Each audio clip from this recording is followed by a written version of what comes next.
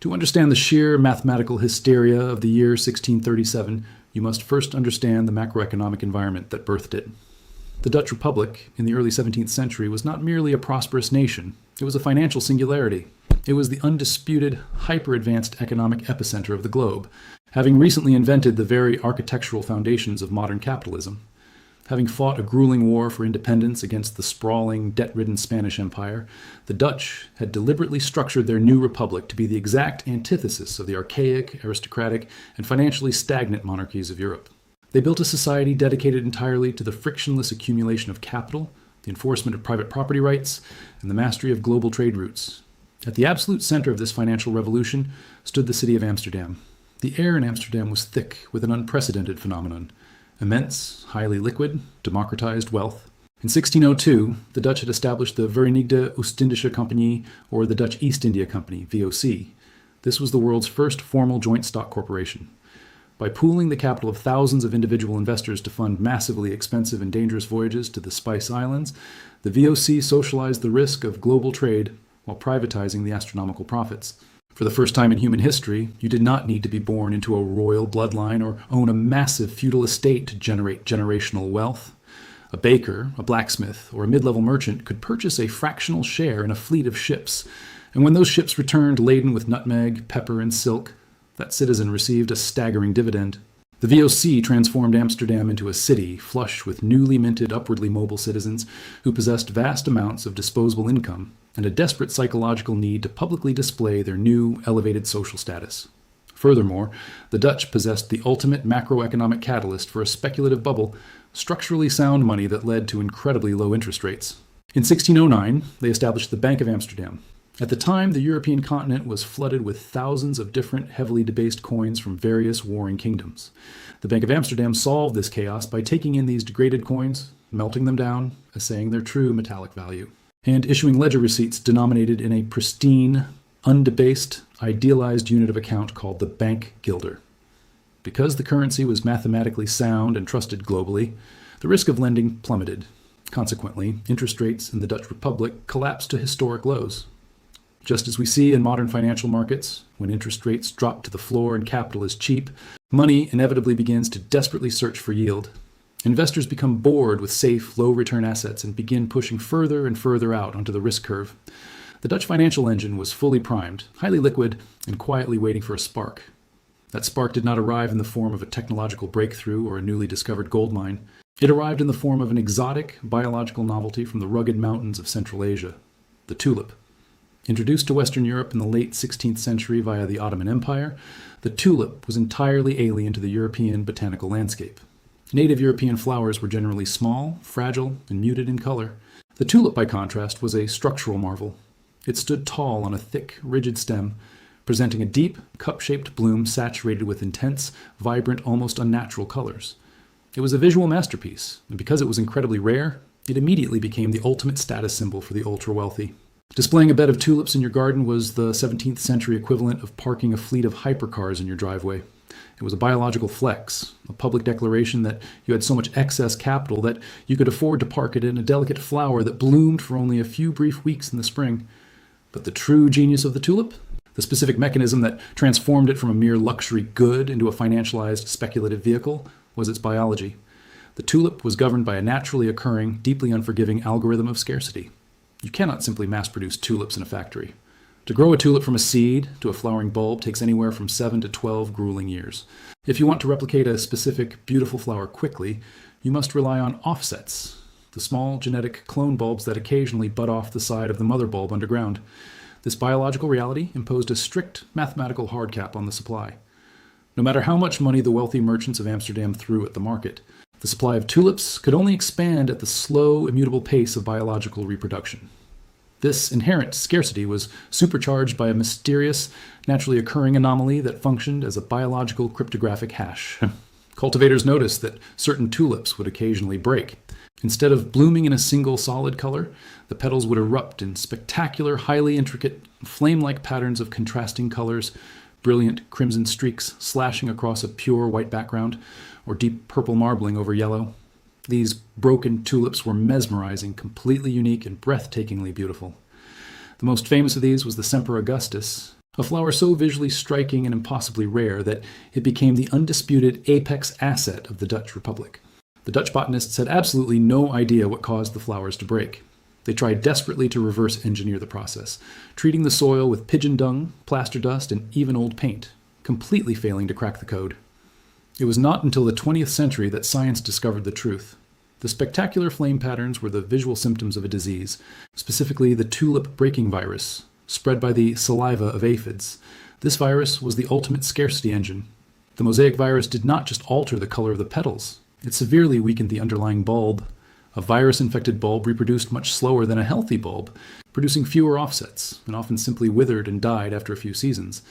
Therefore, the most beautiful, the most desired, and the most expensive assets in the entire market were biologically programmed to be the absolute hardest to replicate. The market demand for the Semper Augustus was virtually infinite, but the virus ensured that the supply approached zero. It was a perfect, naturally occurring proof-of-work mechanism. You could not fake it, you could not accelerate it, and you could not print it.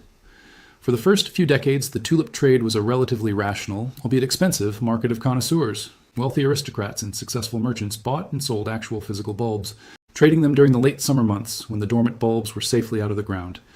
But as the 1630s progressed, the immense liquidity of the Dutch economy collided violently with the absolute scarcity of the broken tulips. Prices began to steadily climb, drawing the attention of a new, highly dangerous demographic, the financial speculator. These new participants did not care about the aesthetic beauty of the flower.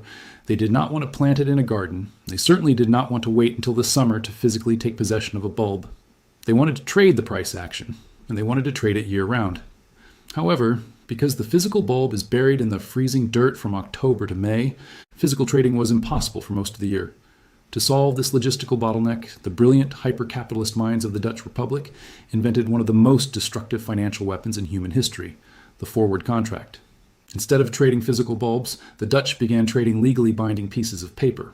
These paper contracts were a promise that the buyer would purchase a specific weight of a specific tulip breed at a predetermined price when the bulb was finally dug up the following summer. With the invention of the forward contract, the physical biological asset was entirely decoupled from the financial instrument. The tulip was no longer a flower, it was an abstract derivative. This financialization removed all friction from the market. You no longer needed a garden, you no longer needed botanical expertise, and crucially, you no longer needed the full amount of capital up front. You simply needed enough money to secure the paper contract, fully intending to flip that piece of paper to a greater fool at a higher price before the physical delivery date ever arrived. The trading moved out of the aristocratic gardens and into the smoky, alcohol-soaked back rooms of local taverns, in meetings they called colleges. Here, the mania truly ignited. The complex, highly risky derivative trading was suddenly democratized. Weavers, carpenters, blacksmiths, and chimney sweeps abandoned their grueling, physically demanding trades. Why spend 12 hours a day covered in soot or hunched over a loom for a few copper coins, when you could sit in a warm tavern, drink beer, flip a piece of paper promising the delivery of a viceroy tulip, and make 10 years' worth of wages in a single afternoon? The psychological contagion was absolute. The fundamental value of the biological asset was completely forgotten, replaced by the intoxicating mathematical certainty that the price would simply go up forever. The Dutch had successfully built the world's first frictionless, hyper-financialized casino, and they were using a fragile, virus-infected onion as their poker chips. By the winter of 1636, the Dutch tulip market had completely detached from any biological or agricultural reality and mutated into a purely theoretical, hyper-leveraged financial derivative market. The trading of physical bulbs during the summer had been a sport for the wealthy, bounded by the limits of available capital and actual inventory. But the invention of the forward contract, the trading of paper promises for bulbs still buried frozen in the ground, removed the friction of physical delivery and unleashed a financial phenomenon the Dutch aptly named the wind handle, or the wind trade. They were buying wind and selling wind. The genius and the absolute terror of the wind handle was that it required zero upfront capital to participate. When a weaver walked into a tavern in Haarlem or Amsterdam to execute a trade, he did not need to bring a sack of gold guilders. He simply signed a legally binding, notarized piece of paper promising to buy a specific tulip bulb for a specific price when it was finally unearthed the following June. If he bought a contract for a Gouda tulip at 100 guilders on a Tuesday, and the market frenzy pushed the theoretical price of that Gouda tulip to 150 guilders by Thursday, he could immediately sell his contract to another speculator. He never touched a flower, he never planted a seed, and he never actually possessed the initial 100 guilders. He simply pocketed the 50 guilder spread as pure, unadulterated profit. This mechanism introduced infinite leverage into the Dutch economy. Because no money actually changed hands until the summer settlement date, an unbroken chain of interconnected IOUs began to wrap around the entire nation. A single paper contract for one bulb might change hands 10 times in a single week. Speculator A sold to speculator B, who sold to speculator C, all the way down to speculator J. Every single person in that chain believed they were incredibly wealthy, calculating their paper profits based on the latest tavern prices. But this wealth was a mathematical phantom. The entire structure rested on the catastrophic assumption that the final buyer at the end of the chain, the man holding the paper in June, would actually possess the physical cash to settle the trade and trigger the cascading payouts up the line. The Dutch had unwittingly built a towering, interlocking house of cards, resting on a foundation of unsecured debt. To ensure that absolutely everyone could participate in this casino, regardless of their socioeconomic status, the market engineers introduced the concept of fractionalization. As the prices of elite, virus-infected bulbs like the Semper Augustus or the Admiral Leafkin skyrocketed out of reach for the common laborer, the merchants stopped selling whole bulbs. Instead, they began pricing and trading the bulbs by a microscopic unit of weight known as the AIS. The AIS was an incredibly tiny measurement, roughly equivalent to 1/20th of a gram, traditionally utilized by jewelers to weigh diamonds and fine gold. By pricing tulips by the AAs, the market was instantly democratized. If a poor blacksmith could not afford a whole, mature bulb, he could buy a forward contract for a tiny, immature offset bulb weighing only a few dozen AAs. He was buying a microscopic fraction of future biological growth. This innovation was the 17th century equivalent of fractional share investing or purchasing microdenominations of a cryptocurrency. It allowed the poorest, most uneducated segments of Dutch society to pour their meager savings and their future labor into the speculative vortex. The trading venues themselves, the tavern colleges, evolved into gamified, alcohol-fueled financial ecosystems. They operated with their own bizarre, ritualistic rules entirely outside the jurisdiction of the official Amsterdam Bourse. Trades were conducted through a complex system of bidding with wooden slates, accompanied by mandatory fees paid to the innkeeper known as wine money. The environment was specifically designed to lower inhibitions, encourage risk-taking, and apply immense social pressure. In these smoky, crowded rooms, the rigid class structure of the 1600s temporarily evaporated. A wealthy patrician merchant would sit at the same wooden table as a bricklayer or a chimney sweep, bound together by the intoxicating, shared delusion of infinite wealth. As the winter of 1636 deepened into January of 1637, the velocity of the wind handle went strictly parabolic. The price charts of this era, reconstructed by modern economic historians, do not show a gradual ascent. They show a violent, exponential vertical spike. What had previously taken months to double in price was suddenly doubling in a matter of days, and then in a matter of hours. The valuations assigned to these buried onions broke all tethers to economic sanity and entered the realm of absolute mathematical absurdity. Consider the heavily documented transaction involving a single bulb of the Viceroy tulip. A buyer, lacking the massive amount of physical cash required to meet the asking price, offered a staggering barter arrangement. For this single dormant flower bulb, the buyer legally transferred ownership of 2 lasts of wheat, 4 lasts of rye, 4 fat oxen, 8 fat swine, 12 fat sheep, 2 hogsheads of wine, 4 tons of beer, 2 tons of butter, 1,000 pounds of cheese, a complete bed with all its furnishings, a suit of clothes, and a silver drinking cup. The total value of these goods was estimated at roughly 2,500 guilders. It was enough food, clothing, and capital to sustain a large Dutch family for several years, traded away for a flower that would bloom for 3 weeks. But the Viceroy was merely a mid-tier asset compared to the undisputed king of the market, the Semper Augustus. At the absolute zenith of the mania, a single Semper Augustus bulb was quoted at an astonishing 10,000 guilders. To comprehend the magnitude of this number, one must look at the labor metrics of the Dutch Golden Age. A highly skilled master craftsman, a master carpenter, or a senior shipwright earned approximately 300 guilders for an entire year of backbreaking manual labor. Therefore, a single Semper Augustus was worth more than 33 years of a master craftsman's total economic output. Furthermore, 10,000 guilders was the exact price required to purchase the grandest, most luxurious, fully furnished patrician mansion situated on the most exclusive stretch of the Herengracht Canal in the center of Amsterdam. The market was equating the value of a small, virus-weakened biological organism to the most premium, income-producing generational real estate in the wealthiest city on planet Earth. This terminal phase of the bubble induced a severe psychological sickness across the Dutch Republic. A toxic, pervasive normalcy bias took hold. The citizens convinced themselves that this was not a temporary speculative frenzy, but a permanent, new economic paradigm. They rationalized the absurd valuations by telling themselves a classic greater fool narrative. The Dutch were simply front-running the rest of the world. They believed that wealthy aristocrats in France, England, and the Holy Roman Empire would soon discover the beauty of the tulip and come to Amsterdam with chests full of gold, eager to pay whatever price the Dutch demanded. They viewed themselves not as reckless gamblers, but as visionary global monopolists. The most destructive consequence of this mass delusion was the complete and sudden abandonment of productive labor. The societal rot was palpable. Why would a weaver spend 10 hours a day operating a heavy wooden loom to weave a few yards of wool, when he had made more money before breakfast, trading a paper contract for a Switzer tulip? Why would a merchant risk his life and his capital sending a galleon to the perilous waters of the East Indies for a 20% return over 2 years, when the tulip market was yielding 100% returns in a fortnight? The fundamental engine of civilization, the exchange of time, labor, and energy for capital, was short-circuited. The population stopped building, stopped producing, and stopped innovating. They dedicated their entire collective cognitive capacity to tracking the daily price fluctuations of a flower. By the final week of January 1637, the Dutch financial system was stretched to its absolute atomic limit. The taverns were overflowing. The paper contracts had multiplied into the hundreds of thousands, representing millions of theoretical guilders that did not actually exist in the physical vaults of the Bank of Amsterdam.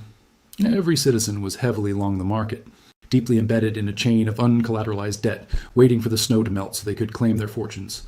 The entire nation was standing on a trapdoor of infinite leverage, and the mechanism was about to snap. On the first Tuesday of February 1637, the damp, freezing air of the Dutch city of Haarlem carried no outward signs of impending doom. Haarlem was the absolute epicenter of the tulip trade, the financial heart of the Windhandel, where the most aggressive, highly leveraged forward contracts were forged in the crowded, smoke-filled tavern colleges. A routine auction had been convened. An auctioneer stood before a room of wealthy merchants, master craftsmen, and eager speculators, presenting a bundle of Witte Kroenen, or white-crowned tulips. He announced the opening bid, a price that perfectly reflected the astronomical parabolic valuations established just the night before. He waited for the customary shout of a buyer, but the tavern was met with an eerie, suffocating silence. Thinking the crowd was simply distracted, the auctioneer lowered the asking price slightly. Again, silence. He lowered it further, slashing the price by 10%, then 20%. The men in the room looked at each other, a sudden terrifying realization washing over their faces. The intoxicating spell of the manic algorithm had instantly, inexplicably broken. There was no specific news of a war, no sudden change in the money supply from the Bank of Amsterdam, and no catastrophic biological plague sweeping through the tulip fields. The market simply ran out of greater fools. Every single person in the Dutch Republic who possessed the capital and the desire to speculate on a flower was already fully invested. There was no one left to buy the paper. This singular moment in Haarlem was the psychological pinprick that destroyed the greatest financial bubble of the 17th century. News of the failed auction did not travel at the speed of modern fiber optic cables. It traveled at the speed of men riding desperately on horseback and boats navigating the freezing canals. By Wednesday, the terrifying whispers reached the capital city of Amsterdam. By Thursday, the panic had metastasized to Utrecht and Leiden. The transition from boundless, euphoric greed to absolute primal terror occurred in a matter of hours. The speculators who held the forward contracts suddenly realized the lethal reality of their uncollateralized leverage. They were legally obligated to pay thousands of guilders in the summer for bulbs that were now completely bidless. A frantic, desperate stampede for the exits began. Citizens rushed into the tavern colleges, waving their notarized pieces of paper, begging to sell at 50% discounts, then 70% discounts, and finally at 95% discounts. Buyers had entirely vanished from the earth. The bid-ask spread widened to infinity. A Semper Augustus contract that was theoretically worth 10,000 guilders on Monday morning could not be sold for 50 guilders by Friday afternoon. The phantom wealth of the Dutch Republic was incinerating before their very eyes. As the theoretical prices plummeted to zero, the true catastrophic danger of the Windhandel was exposed. The Dutch had not merely traded flowers, they had constructed an incredibly complex, interconnected matrix of unsecured debt. The entire financial architecture relied on the flawless execution of a massive chain of IOUs. Speculator A owed speculator B, who owed speculator C, all the way down the line. When the terminal buyer at the end of the chain realized the tulip was worthless and defaulted on his contractual obligation to pay, the entire daisy chain violently snapped. A master weaver who had purchased a contract for 500 guilders and sold it for 800 guilders believed he was wealthy. But when his buyer defaulted, the weaver was suddenly left holding the bag. He was still legally obligated to pay the original 500 guilders to the man he bought it from, but the asset was now worthless, and his expected 300 guilder profit had vanished into the ether. Because these trades were executed by ordinary citizens without massive capital reserves, a single default triggered a cascading avalanche of personal bankruptcies across the nation. The butchers could not pay the bakers, the merchants could not pay the shipwrights, and the intricate machinery of Dutch commerce seized up in a gridlock of mutual insolvency. Desperate to enforce their contracts and save themselves from financial ruin, the heavily exposed speculators turned to the state. They flooded the local magistrates and the provincial courts in The Hague, demanding that the government intervene and force the buyers to honor their paper promises. They wanted the full weight of Dutch law to compel their neighbors to pay 10,000 guilders for a flower that was now fundamentally worthless. The response of the Dutch legal system stands as a monumental, historically defining moment in the regulation of financial markets. The courts, backed by the powerful conservative Calvinist elite who had long viewed the Tulip Mania as a grotesque moral failing, flatly refused to intervene. They looked at the massive, tangled web of forward contracts, the staggering leverage, and the total lack of underlying biological delivery, and they made a profound legal distinction. They officially classified the wind handle not as legitimate commerce, but as gambling. Under Dutch law, gambling debts were uncollectible in a court of law. The state essentially washed its hands of the crisis. They decreed that the speculators had willingly entered into a high-risk speculative casino, and the state would not use the threat of violence or imprisonment to enforce their bad bets. In a final, pragmatic attempt to clear the legal backlog, a government commission ruled that any forward contract written during the height of the mania could be legally voided by the buyer upon the payment of a microscopic 3.5% cancellation fee to the seller.